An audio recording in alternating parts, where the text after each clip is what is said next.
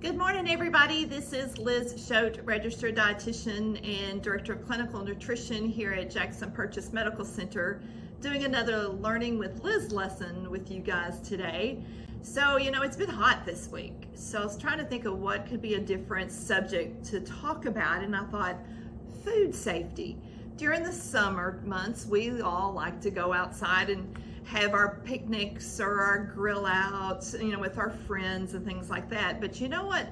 Food safety is so very important. It's important all the time, but it's even more important during the summer months. So I want to kind of give you a few statistics and then just four helpful tips that might help you to keep your food a little bit safer for you so you don't develop a foodborne illness, because if you've never had food poisoning before, it is not fun whatsoever. But this little statistic that I found today, this is coming from the food safety, it's foodsafety.gov is the website, but it says 1 in 6 Americans, they get sick with food poisoning each year. 1 in 6, that's a lot of people. A whole lot of people. And out of that 1 in 6 people, usually the average is about 128,000 of those people might have to be in the hospital because of that. That's a lot of people. So what can we do to help ourselves keep our food safer for us during the summer months? And this is good for all times of the year, but in particular during the summer months.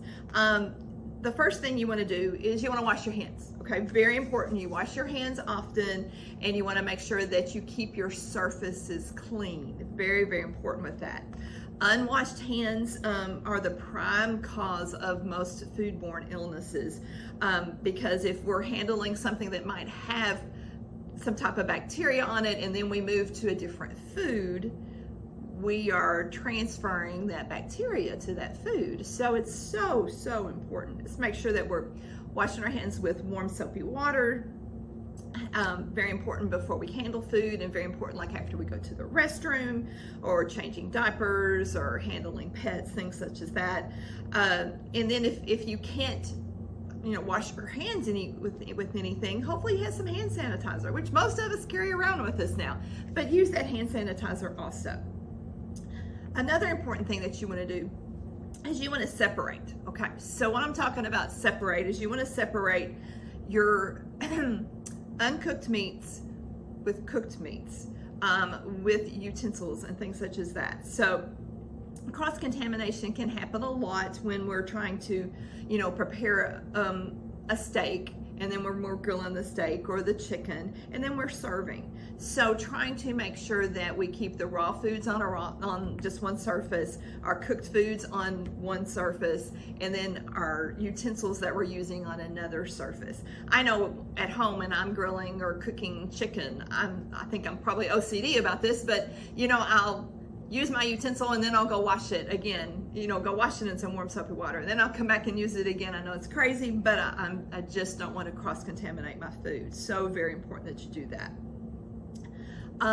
Another important thing is if you're doing some fresh fruits, fresh vegetables, those need to be washed before you cut into them. Several years ago, this is just a little side story for you, but there was an outbreak of salmonella coming from cantaloupe. Also was coming from watermelon. And what they were finding is that the farms that were growing these fruits, that there happened to be some like chicken manure that in what they were using in their dirt. So that was on the outside of those watermelons and cantaloupes. Well, people were taking them home and then immediately cutting into them without washing, and that was transferring that salmonella that was on the outside into the inside of that. So things such as cantaloupes, watermelon, any of those fresh fruits and things such as that, wash them with some warm soapy water. I know this sounds crazy, but just put a little bit of detergent on it with some warm soapy water, wash it, and then you can cut it and it's going to be safer for you. Cooked foods, cooked to your proper temperature. You can look up the proper temperatures with different kinds of meats of what it needs to be.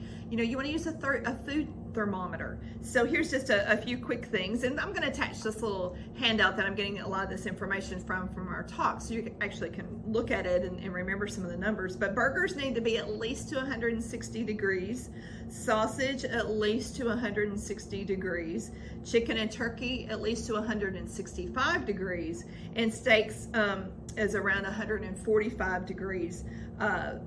It's very important that you get those meats to the proper temperature, because if you don't, again, if there's some kind of bacteria in that meat and you don't cook it to a proper temperature, it's still going to be on it when you start eating it. So very important that you look at, have that food thermometer and have the safe temperatures. And then chill, refrigerate promptly.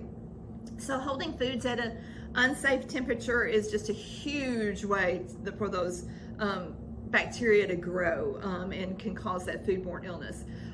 Cold perishable foods such as lunch meats, cooked meats, chicken, potato, and pasta salads. We always hear about potato salad, and that can cause some things, but it can, because potato salad, and it's not the mayonnaise in particular, it's the potato itself, because it is a potato that gets warm and stays out. It's just a breeding ground for bacteria. So you want to make sure that that's chilled properly.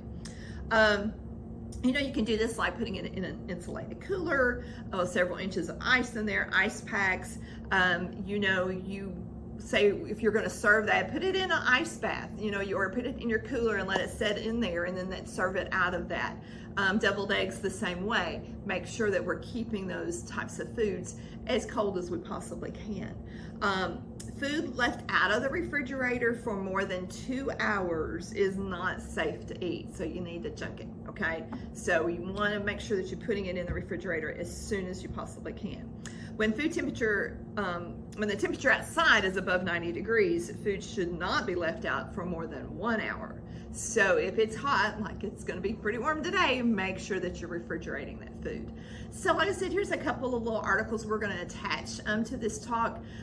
Food safety is so very important for us all, because like I said, 1 in 6 people may come down with a foodborne illness, and it's not fun to have something like that. So if we can prevent it, there's just these 4 little tips that we can do.